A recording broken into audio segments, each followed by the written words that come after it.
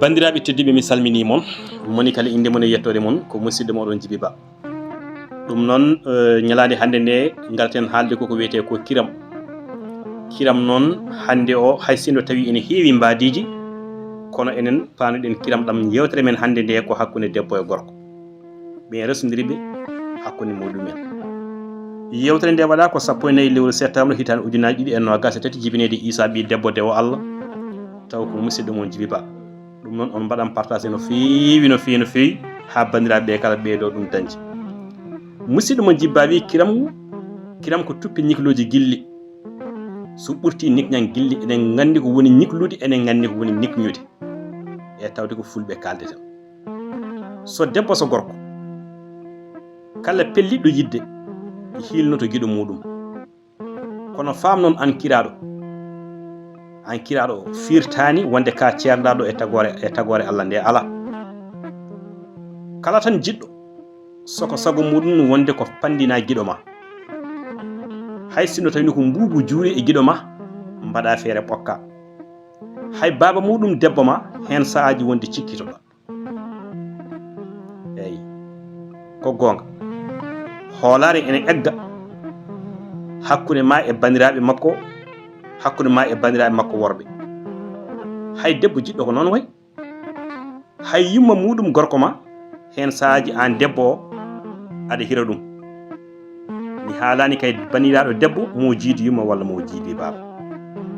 Ko ɗum tagui mbimi kiram ko tuppi ñikloji gilli ha beela kerkita jaleɗe hakkude gorko e debbo resodiriɓe woni hakkude debbo e gorko.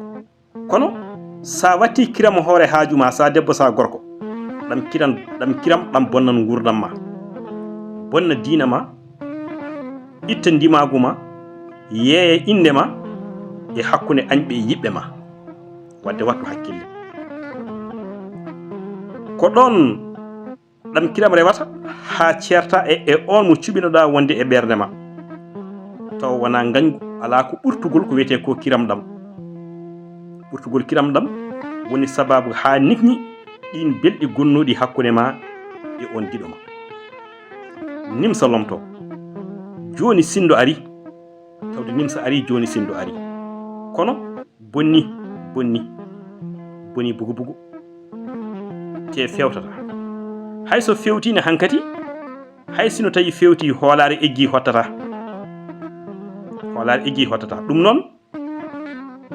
ɗum noon hir giɗo ma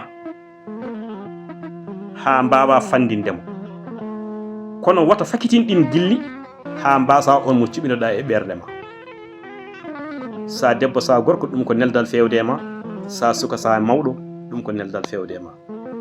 aduna noon ko sippiro tampuɗo kala ma jooɗo. ɗum noon mbaɗe jewte ɗe partagé beele yimɓe fof ne mbawa ɗum dañjude saabu kaldeten koye men, kaldeten koye ɓiɓɓe men, kaldeten koye rewɓe men, kaldeten koye miiraɓe e mawniraɓe men. bandiraɓe tedduɓe yonta kala e yontaɓe mum jamanu kala e jambareɗe mum. yontam yo kisal Allah wone men kala kaɗa golla ardin hakkille jara jam nde wonno yarude jam ha ta neɗɗo o yettoyade.